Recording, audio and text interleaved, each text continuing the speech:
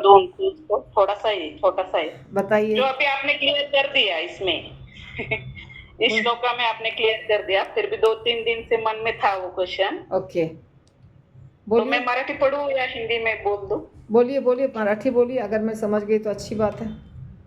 हाँ,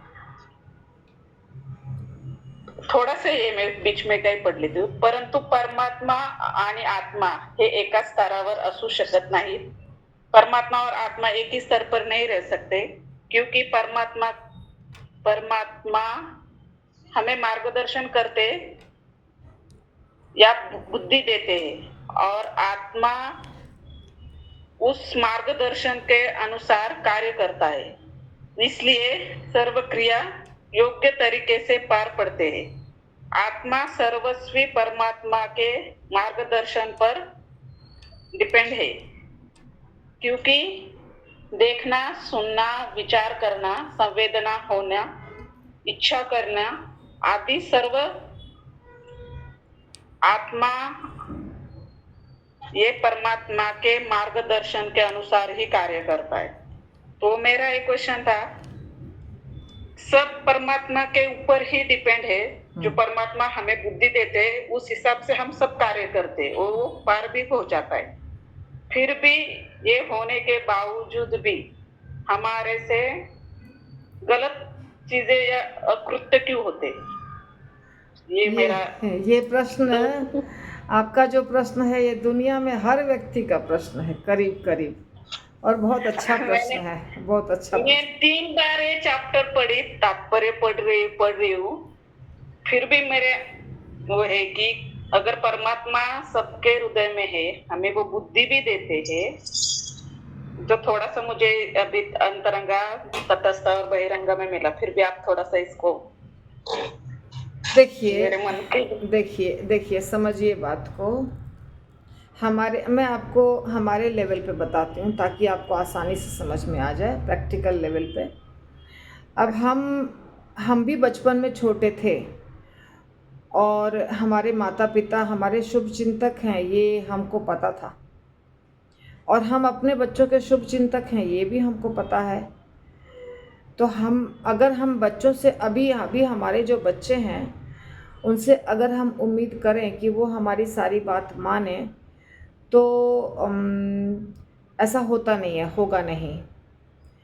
तो आप अगर सोचिए कि हम जब छोटे थे तो हम माँ बाप की सारी बात मानते थे क्या? आंसर मिलेगा आपको, नहीं मानते थे। कुछ मानते थे, सब बातें नहीं मानते थे। और चूँकि अब हमें अनुभव हो गया तो हमें लगता है कि हमारे माता पिता अच्छे के लिए बोलते थे, हमको जो भी करने बोलते थे उसमें हमारा भला था, ऐसा हमको अब अनुभव हो रहा है। क्योंकि हम बहुत बार गिरे, बहुत बार उठे, बहुत बार हमारे जीवन में बहुत कुछ हुआ, तो हमारा अभी अनुभव हो गया है पक्का कि हमारे जो माता पिता बोलते हैं वो हमारे भले के लिए बोलते हैं और हमको वो चीज़ करना चाहिए। लेकिन जब हम छोटे थे तो हमको समझ में नहीं आता था, उसी तरह अभी जो बच्चे छोटे हैं उनको समझ में नहीं आता है, तो बच्चे नहीं मानते हैं बात।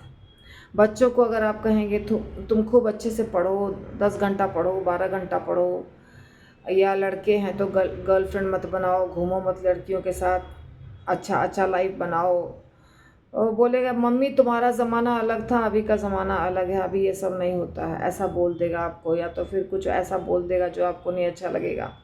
तो हम चुप रहते हैं। हम जानते हैं मेरा बच्चा गलत कर रहा है, फिर भी हम क्या करते हैं? चुप रहते हैं, क्योंकि ऑप्शन नहीं है, सुनेगा ही नहीं।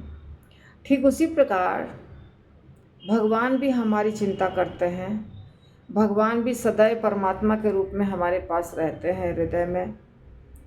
बाहर से गुरु के रूप में और शास्त्र के रूप में और साधु के रूप में हमको शिक्षा देते हैं, और इंट्यूशन जो होता है जिसको कहा जाता है, या अंदर से आवाज़ आती है कि ये चीज़ मत करो, गलत है, वो परमात्मा देते हैं हमको, वो सारा इंडिकेशन देते हैं। गलत काम करने से पहले हमारा दिल धड़कता है, ये नहीं करना चाहिए, सही नहीं है।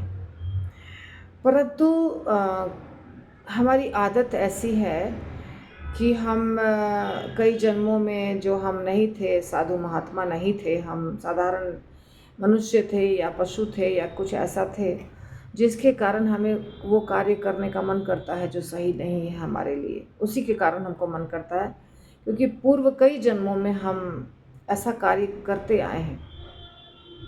कभी पशु शरीर में करते आए हैं, कभी मनुष्य शरीर में भी जो निम्न बुद्धि वाले, छोटे बुद्धि वाले व्यक्ति हैं, उस शरीर में हम जब थे तो वैसा करते आए हैं।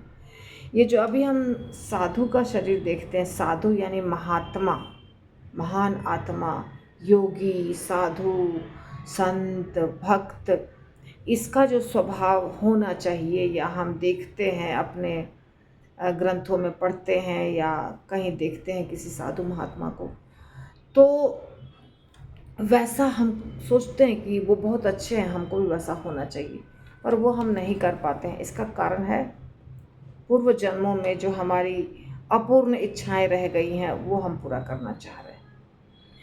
तो हमारी अपूर्ण इच्छाएं रह गई हैं, इसीलिए आज हम सत्य को जानते हुए भी सत्य पर चल नहीं पाते हैं। वो अंदर से हमारी अपूर्ण इच्छाएं हमें कहती हैं कि नहीं, ये काम तो करना है, मुझे एक बार करके देखना है, और फिर हम वो कार्य करने लग जाते हैं। तो भगवान हमको रोबोट की तरह ट्रीट नहीं कर सकते हैं। फिर वो प्रेम नामक चीज़, जो सेंसिटिविटी है, जो फीलिंग है, जो स्वतंत्र भाव है, आपको एक व्यक्ति 4 कठपुतली को लेता है और उसको नचाता है टिंग टिंग टिंग टिंग टिंग टिंग धागा से, और वो कठपुतली एक दूसरे के पास नज़दीक जाती है, आती है जाती है, आती है जाती है। तो वो कैसा हो जाता है कि मतलब कोई और आदमी कर रहा है, वो कठपुतली में जान नहीं है। हालांकि उस आदमी की आवाज़ के चलते आपको थोड़ा सा वो प्रोग्राम मनोरंजक लगता है। इसी प्रकार यदि भगवान हमको कठपुतली की तरह ऐसे नचाएंगे तो हम तो फिर हमारा कुछ अस्तित्व नहीं रहेगा। हम ना किसी से नफ़रत करेंगे, ना किसी से प्रेम करेंगे, ना हमारे अंदर से कोई नई चीज़ उत्पन्न होगी। जैसे मैंने पहले भी बताया है कि कई बार हम अपने ही किसी हरकत को देख के बहुत प्रसन्न हो जाते हैं, खुश हो जाते हैं। छोटे बच्चे की किसी हरकत को देख करके बहुत प्रसन्न हो जाते हैं, खुश हो जाते हैं, और सोचते हैं अरे ऐसा भी हो सकता है। आप देखेंगे बहुत आजकल चूँकि व्हाट्सएप का ज़माना है, फेसबुक का ज़माना है, तो आपको लाखों लोगों के बहुत सारी चीज़ें, बनी हुई चीज़ें, आपको कार्टून बना हुआ, कॉमेडी का कोई चीज़ आपको दिख जाता है, तो ओ ऐसा भी होता है। तो बहुत सारी ऐसी चीज़ें आपको मिलेगी जो किसी व्यक्ति ने किया है, किसी बच्चे ने किया है, किसी माता ने किया है, और आपको लगेगा कि ऐसा भी हो सकता है क्या। मतलब क्रिएटिविटी जिसको आप कह सकते हैं, क्रिएटिविटी मतलब कुछ नए ढंग से कोई चीज़ को करना, किसी भी चीज़ को किसी नए ढंग से करना। उसमें कॉमेडी भी आता है, मतलब हंसी भी आती है, या कभी कभी आश्चर्य होता है, बोलते हैं ना, विथ ऑ एंड रेवरेंस, मतलब हाँ ऐसा। तो ये चीज़ भगवान अनुभव करते हैं हमारे साथ, भगवान अनुभव करते हैं। जैसे अब देखिए हमारे मान लीजिए हमें 4 बच्चा है, 4 बच्चा में एक बच्चा किसी अलग तरीके से रिएक्ट करता है और हमें बहुत आनंद देता है, अरे मेरा बेटा कितना प्यारा है, कितना अच्छा कर रहा है। दूसरा बच्चा दूसरे तरीके से हमें आनंद देता है, कभी क्रोध देता है, कभी मीठी बोली बोलता है, कभी तोतली बोली बोलता है, तो बहुत मज़ा आता है, उसकी छोटी छोटी चीज़ें अच्छी लगती है, हम उसको याद करते हैं। बच्चा अभी बड़ा हो गया, 18 साल का, 20 साल का, फिर भी उसकी छोटी सी बात हमें याद आती है। ये सबके घर में होता है, आप लोग को भी अनुभव होगा। जैसे मुझे मेरी सास बताती है कि जब मेरा बेटा छोटा था, बहुत छोटा था, मतलब 3 साल, 2.5 साल, 4 साल, 4 से भी नीचे, 3 साल तक का था, तो दादी के साथ जाता था बाज़ार, तो दादी उसको बोलती थी बिस्किट ले लो, चॉकलेट ले लो, खिलौना ले लो, जो भी, और वो सब लेता था। तो कभी उसको मन था मेरे बेटे को कि हमको दादी बोले कि पिचकारी ले लो, रंग होली खेलने का समय है। दादी बोल नहीं रही है, तो बोलता है ये लड़की कुछ बोलती नहीं है। तो मेरी सास बोली, अरे मैं क्या बोलूँ, तो तुम बोलती क्यों नहीं हो कि तुम ये क्या चीज़ तुम लोगे, तुम पूछती क्यों नहीं हो कि तुम क्या लोगे, तुम क्या लोगे बताओ। तो इस पे खूब हंसी आई, और मतलब अंत में मृत्यु तक उनको याद कर करके हंसी आती थी कि प्रणव ने कैसे बोला था कि ये लड़की कुछ बोलती नहीं है। हम लोग को बताती थी बेटा तो बहुत दूर में है, उसको देखे हुए 10 साल बीत चुके हैं, 15 साल बीत चुके हैं, पर याद कर कर के हंसती थी। ये एक उदाहरण दिया मैंने आपको समझाने के लिए। इसी प्रकार भगवान के जो भक्त होते हैं वो कुछ कुछ ऐसी चीज़ें करते हैं जिससे चलते भगवान को आनंद आता है, भक्त को भी आनंद आता है। तो कठपुतली बना देंगे, रोबोट बना देंगे तो भगवान को भी आनंद नहीं आएगा, हमें भी आनंद नहीं आएगा। इसीलिए भगवान ने हमको रोबोट नहीं बनाया है, हमको बुद्धि दिया है। उस बुद्धि के बल पे भावना दिया है, उस भावना के बल पे हम कुछ कुछ हरकत करते हैं। हाँ, और वो हरकत से भगवान को बहुत मज़ा आता है। इसीलिए भगवान पूर्ण रूप से हमको हमें कंट्रोल नहीं कर रहे हैं। अब जैसे कि एक मथुरा के पेड़े बनने का किस्सा हमने आपको बताया है कि वो भक्त थोड़ा परेशान था, उसकी वाइफ बीमार थी और वो पेड़े घाट रहा था, होश नहीं था, पेड़ा बहुत लाल हो गया। पेड़ा इतना लाल हो गया खोया कि बाद में, और उसको मूड भी नहीं था तो उसने ऐसे गोल गोल बना के छोड़ दिया। फिर उसका मालिक उसको बहुत डांटा, तुमने क्या बना दिया, ऐसा पेड़ा भगवान को खिलाऊं क्या? वो रोज़ खिलाता था।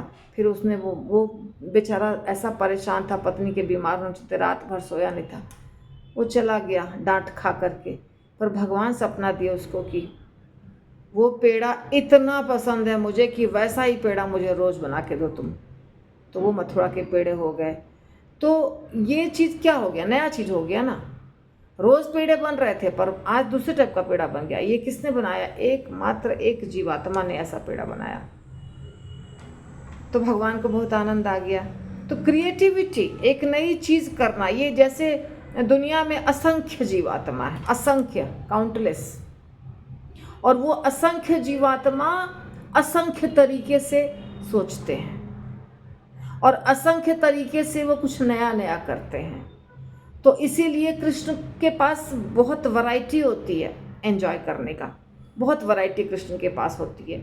एक भक्त कुछ क्रोध करता है, जैसे एक भक्त जगदानंद पंडित बोला, अच्छा हम आपके लिए थोड़ी तेल लाए हैं, ये सुगंधित तेल चंदन का जो हम आपके लिए नहीं लाए हैं, आपके लिए मटका तेल से भरा हुआ लाया था, चंदन डाल करके बना करके भगवान को लगाने के लिए शरीर पर। भगवान के सामने पटक दिया, पूरा मटका तेल का फोड़ दिया। हम नहीं लाए, हम थोड़ी आपके लिए, हमको कोई मतलब नहीं हम आपको तेल लगाएं, हम आपके लिए नहीं लाए। गुस्सा से जगदानंद पंडित, गुस्सा, ये एक रूप है भगवान से प्रेम की पराकाष्ठा की। हम भगवान नहीं लगाएंगे, हमारा तेल नहीं लगाएंगे और हम इसको कहीं, और हम तो इनके लिए लाए हैं तो हम ना अब इसको फोड़ ही देंगे। तो ये जो एक नया चीज़ उत्पन्न होता है, ये नया चीज़ उत्पन्न होने के लिए भगवान हमको स्वतंत्रता दिए हैं। नए तरीके से एक नया स्वाद लेंगे भगवान प्रेम का। तो इसीलिए भगवान पूर्ण तरीके से हमको कंट्रोल नहीं किए हुए हैं और पूर्ण तरीके से हम भगवान के हिसाब से नहीं चल सकते हैं, उसमें हमारी अपनी स्वतंत्रता रहती है। इसीलिए जो आपका प्रश्न था कि फिर हमारा, हम क्या मतलब भगवान के हिसाब से ही चलना है तो फिर हमारा अपना क्या, ऐसा कुछ प्रश्न था ना आपका, मुझे याद भी नहीं है, बताते बताते कहाँ चली गई। तो हमारा अपना है, हमारी अपनी इच्छा हर जगह है। आपको वृंदावन जाना है कि नहीं जाना है, इसमें भगवान का क्या रोल है बताइए। भगवान धाम में बैठे हैं, हमको वृंदावन का टिकट लेना है, हमको रूम बुक करना है, हमको वहाँ जाना है। पूर्ण प्रयास हमको लगाना है, और जब आप प्रयास लगाएंगे पूर्ण तो सफलता देंगे भगवान या सफलता नहीं देंगे, ये भगवान की इच्छा है और उसमें हमारा प्रारब्ध है, प्रारब्ध भी है और भगवान की इच्छा है कि भगवान आपको जाने देंगे, मदद करेंगे आपको जाने देने में। इच्छा आपको करना है, बार बार मैं कहती हूँ, इच्छा हमें करना है। हम दोष नहीं दे सकते हैं भगवान को, अरे भगवान ने परिस्थिति ही नहीं दी, हमारी तो इच्छा बहुत थी, एकदम गलत बात। जिसकी बहुत इच्छा रहेगी उसको किसी भी सूरत में भगवान वहाँ ले जाएंगे। ये 100% सत्य, इसको कोई काट नहीं सकता है। यदि किसी की इच्छा हो गई कि हमको जाना है वृंदावन, कोई नहीं रोक सकता है उसको, कोई नहीं, दुनिया की कोई ताकत उसको रोक नहीं सकती है। वो 100% जाएगा, लूला लंगड़ा अपाहिज सब पहुंच जाएगा। लेकिन हृदय में 100% इच्छा होनी चाहिए जाने की। मुझे लगता है आपके प्रश्न का उत्तर मिला होगा। अगर मैं नहीं समझी हूँ तो फिर से बताइए।